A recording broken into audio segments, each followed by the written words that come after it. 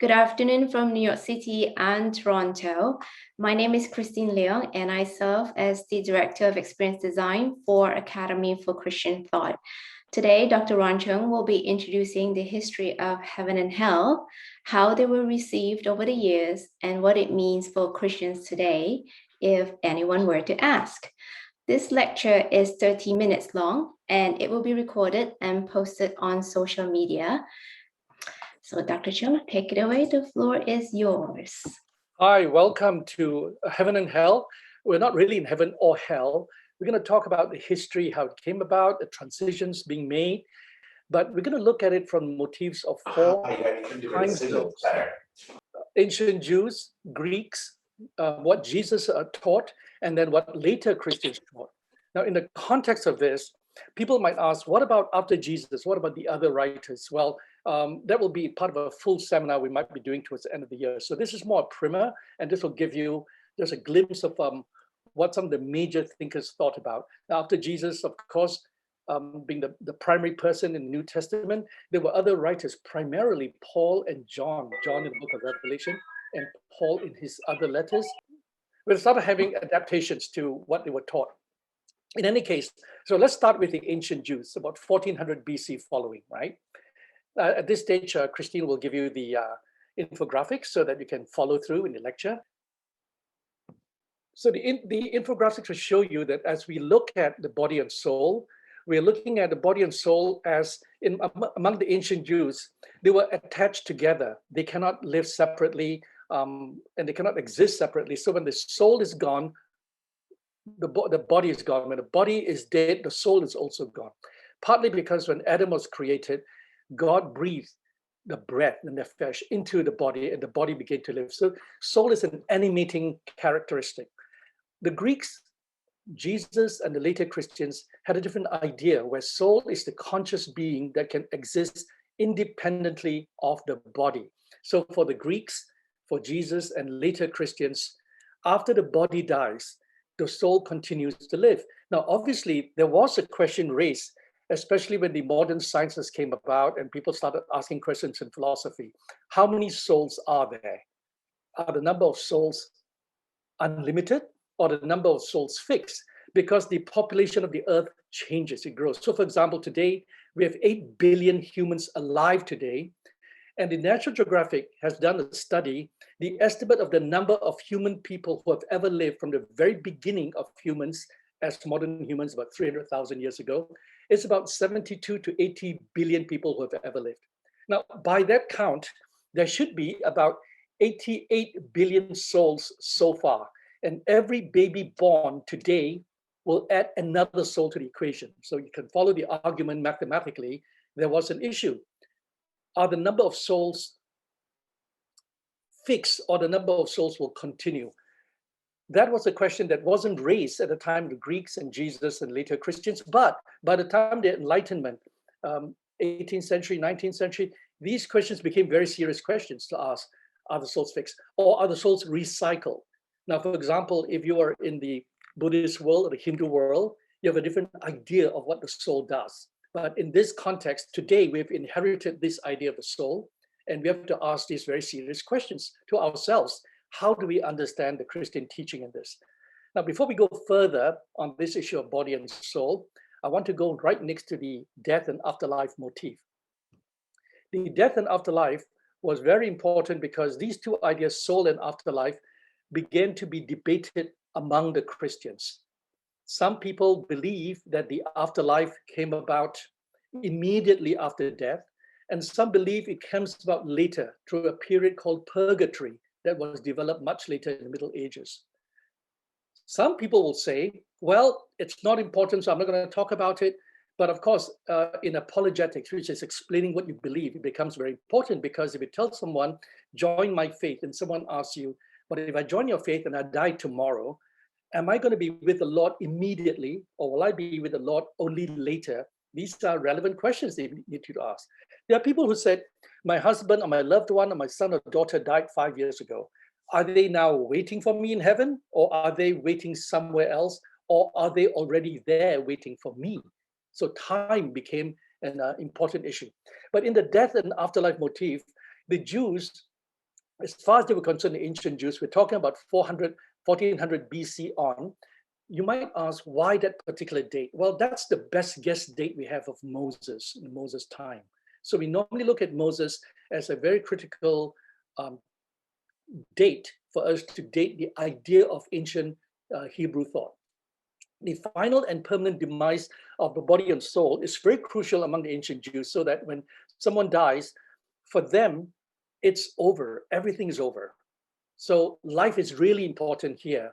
Now, by the time the Greeks came along, and Greeks began to dominate Hebrew thinking, partly because of one man, Alexander the Great, in around 300s BC. He conquered that area and all the way to Egypt. So his ideas that brought in from the Greek world began to disseminate into the Hebrew world, and they began to interpret the idea of body and soul differently. So for the Greeks, the soul begins its own independent journey when the body dies. The body could be dead, and they mourn the body, but the soul continues to live. Now, by the time it comes to Jesus' time, but 300 years later, the body dies, the soul will be judged. Now there's a judgment involved. The judgment doesn't involve the body because the body is decayed. They understood that. So even by the time of Jesus, there was a very early understanding of what we now call biology, which kind of began in the Western world with Aristotle. Because Aristotle began to realize, and his lectures became a book called Generation. And the idea of generation is from where we get Genesis.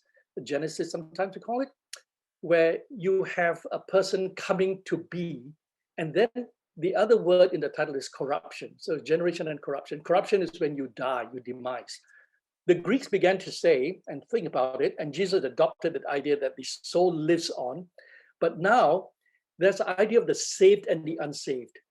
The saved will get an immortal body, and the unsaved will be annihilated. They will cease to be, they'll be destroyed.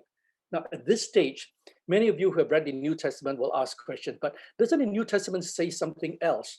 There's a distinction between the New Testament and Jesus. Now, why do we say that?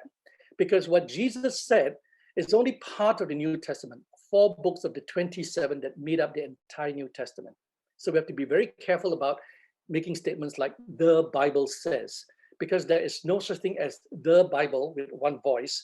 There are many voices. Scholars have counted approximately 40 voices. The Old Testament is even more complex because many of them are anonymous. We don't know who wrote them. In fact, all 4 Gospels are anonymous. The original Greek text does not tell you who wrote it, but by the Middle Ages, the church and scholars begin to append and assign a name to them. So for example, when we say John's Gospel, the original title was the Gospel according to John. In Greek, it's called Kata Yohanan. The Gospel according to Matthew, the Gospel according to Mark. So these are the appendages of who wrote something.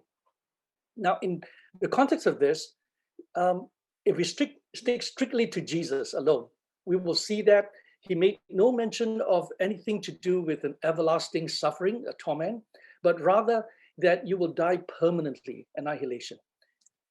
Later Christians from about 400 AD on, and some people may say, why is the 5th century so important? Well, partly because just before that, in the 4th century, huge developments in the 4th century, the final adoption of what we now call the New Testament by a single person, Bishop of Antioch, Alexandria, who began to say, these are the 27 books that he would recommend. Now, it took some time, even though he said in 367 in an Easter letter that these are the 27 books of all the books out there, these will form the Christian covenant. A question you might ask is, how many books are there? He chose on the 27. No one really knows the full number. Very likely, could be as much as 100, because we only have surviving books that comes up once in a while. And among them are, for example, the Gospel of Thomas, and we have things like the Acts of Thecla, all other books, including Peter would have been reputed to write the Gospel as well. Andrew would have written the Gospel. But the 27 that we have inherited are the ones that was sort of proposed in the 4th century AD. Think about the date for a second. You might think, wait a minute, if it wasn't certain which books formed the New Testament until that late in history, what about the Christians who lived before that date? What was their New Testament? They didn't have one. Every church would have a selection of scrolls because books were not made until the 4th century, there were scrolls.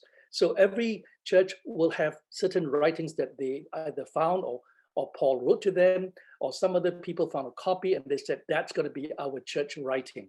Now, because of this, up until the 4th century, there was no universal Bible anywhere in the entire Christian world. It sounds very tricky for us to imagine that that's possible because today we print a Bible, about 850,000 words, and we say, this is the Bible that everyone in the world has. But even that's not entirely true, because if you're a Protestant, you have a Bible of 66 books. If you're a Georgian, you have a Bible of 85 books. They're quite different, quite a large number of books that the Protestants do not have. If you're a Catholic, you have somewhere in the order of 73 or 74 books, depending on how you count what a book is. In any case, when the body dies, it's annihilated, but later Christians began to add something else. The soul will be judged, and the saved goes to heaven now, and the unsaved will be condemned to hell. So this idea of heaven and hell began to emerge after the 400s, and by the Middle Ages, especially through art, in mostly in what we now call Italy and Germany, a lot of these artists began to portray these figures. Now, if you're from Asia, for example, you'll be familiar, if you go to Singapore, you'll be familiar with, I think it's a temple where you can see what is called a Happā Villa to see what hell looks like. And they have a lot of statues and images of what hell is supposed to be, how you're going to experience hell. A lot of it has to do with physical suffering. Now, the question is then, if you have physical suffering in hell, surely it must mean that the body that can experience pain still persists. It's not a spiritual body, it's a physical body. Now, the question for people like me, because I'm a theologian of science, is the physical body a biological body? Or is it not a biological body? This makes quite a difference in this. And as we go to heaven, we look at the ancient Jews. Well, for the ancient Jews, it's very easy. Both heaven and hell does not exist the way we understand it. It's just not mentioned. When you die, it's over, which is why it's so important for them to live the life right now. And part of it, the argument has been made by many, many scholars who study this, including Jewish scholars, is that the Jewish world was primarily interested in the political survival and the economic survival of their culture, which is why whenever they talk about God is on our side, they're talking about a military side. They're talking about fighting wars. They're rarely talking about when we die, that's where the big reward is. For them, the big reward really is in this world. In fact, if you look at the promises to Abraham by God, all three promises are economic in nature. It includes male, boys, children are economic units. It includes real estate, property, land. That's very important. Land flowing with milk and honey. Now, if we go to the Greeks, heaven for the Greeks is really the abode of the gods and the demigods. And you might ask, what in the world is a demigod? A demigod is a half god, half human, because it was very common for the gods up in their idea of heaven to come down and mate with females who are of the human race. And then they have half gods, as you call it. For them, heaven is an extraterrestrial location. It is not on the planet Earth. It is somewhere up there. And later on, some people will say, well, although it's up there, it's also in an identifiable topography, a location called Mount Olympus. And Mount Olympus is supposed to be where the Greeks live because they developed the idea. You'll find that mountains are almost universally regarded as places where gods live. For example, in 2018, I went to Tibet and I participated in the Mount Kailash Kora, a circumambulation of 55 kilometers around the mountain at about up to 18,500 feet. 4 religions consider that a pilgrimage. The Bon, the Buddhists, and you have the Hindus also considering it something like a pilgrimage where they can atone of their sins.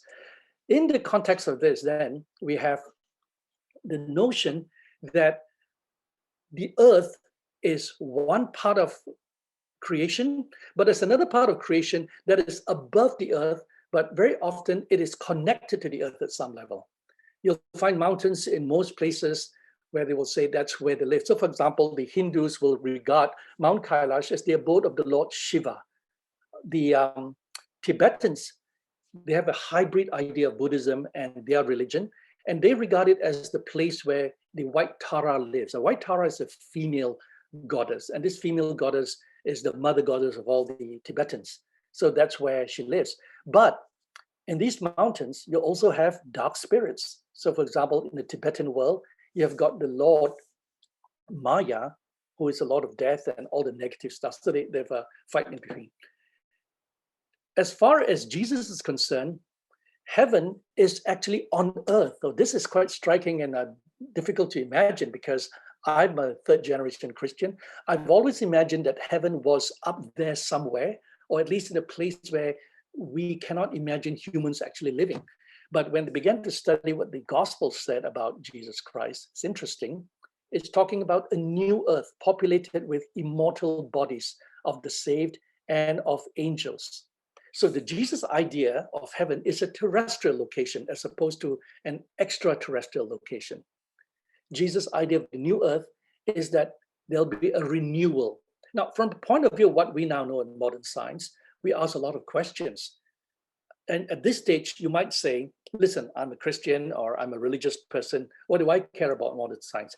Well, here's the thing. You do because you live on scientific principles. You survive on it. You go to get medicine, you get your vaccines. And more interestingly enough, if we had a time on another seminar, I will demonstrate. In fact, it's in this book that I mentioned how so much of the New Testament and Old Testament writers relied on what we call science to make their case.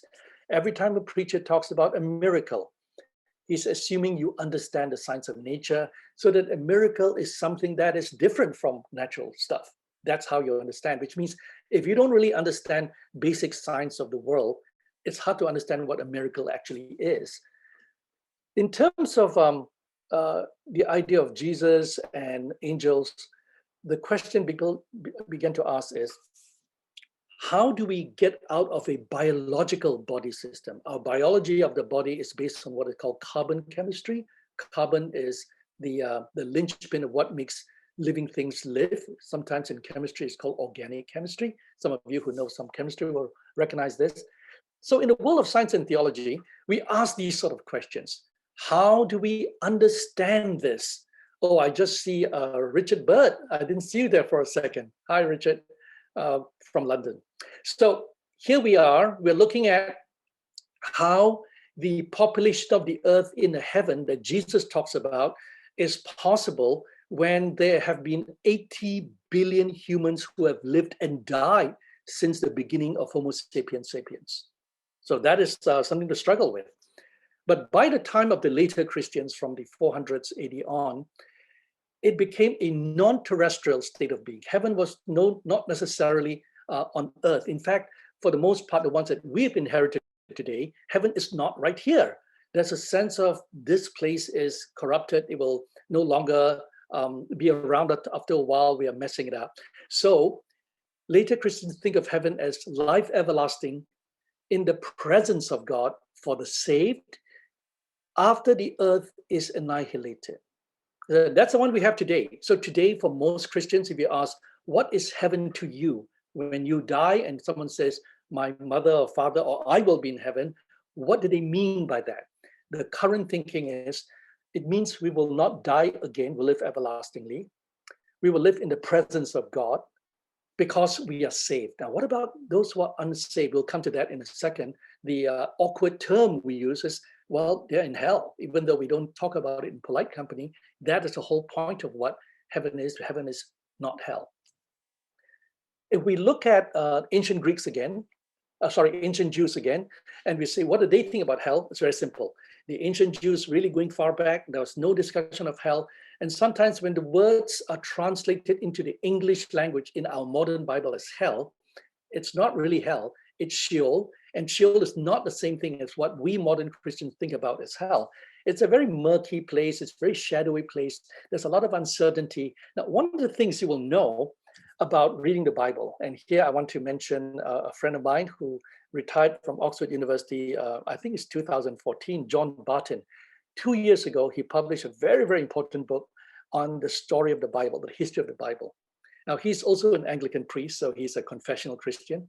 But he made a comment about people thinking that if they're a scholar of the Bible, it's very clear what it says. And it says, it's really as clear as pea soup. Everything that you read about in a book that's compiled together over such a long time with different authors, with different assumptions, it's really hard to just have a one-on-one match and say, this is what he means. Because very often they don't tell you what it means because they were not talking to you and me about what we understand as reality. They are talking about their reality. So even when they say Sheol, they don't mean hell, but when the translators translated it to English, say, for example, the King James Version Bible in the 17th century in 1611. And of course, that Bible itself was a highly politicized Bible when King James the sixth of Scotland became King James the first of England. And this was a promise made by Queen Elizabeth to her half-sister, Queen Mary, Queen of Scots, that when she dies, Queen Elizabeth dies, the throne will pass to the son of Queen Mary, so that it'll be a Scottish king coming over. He had to unify the people, and there's nothing more unifying than the Bible. At the time, there were various Bibles around because the Scottish people, along with John Foxe, they had gone to France and Switzerland, Geneva, and they had brought back Presbyterian ideas. So we have the Scottish Presbyterian Church. But in England, down in London, it was the Anglican Church. And the Anglican Church is not a Protestant church. It protests against the Pope, but not against Roman Catholicism, strictly speaking. So that's why we have this idea of an Anglo-Catholic Anglicanism. So the Anglican Church did not participate in what we now call the Protestant movement, which was an entirely European one. And we normally identify with John Calvin and Martin Luther. So that's the identification we have with them. Let's move on to the Greeks. The underworld ruled by the Greeks were ruled by primarily Hades, the brother of Zeus and Poseidon. So they have a slightly different idea about hell. But when we come to Jesus, it's an allegory for abandonment. There's no eternal torment. It's an allegory. It's a non-terrestrial allegory. And finally, when we come to later Christians, it's an everlasting torment in the presence of the devil for the unsaved after the earth is annihilated. So here it's a non-terrestrial state of being. Now, the reason I give you this chart is because it's very confusing. We just listen to a straight lecture like this, but the chart will help you sort it out together, okay? So I'm going to pause here to take some questions because we have about 5 minutes, I think. In the meantime, I just want to mention on the infographic on the left-hand side, the bottom, you'll see message to media. And sometimes for those of us scholars who are asking questions about what if Jesus was born in the earth, but in a different country, say China or India or Kenya, how will the Bible be different? And the Bible will be very, very different because they'll be using vocabularies and cultures of these three very different countries, people, to express the language. So what we want to say is that the Bible itself is very connected to the Jewish culture, but the Jewish culture itself is not especially special. It happens to be the one that Jesus came down on. Could God have sent Jesus to China? Absolutely. God is sovereign. He can do anything he wants to. And as far as interpretations are concerned, when we read the Bible, the best way to understand the meaning of the Bible is to peel away these cultural layers and see what's underlying the characteristics. We have 3 minutes left and a couple of questions in the chat. Question from Drew: what specifically did Jesus say about annihilation?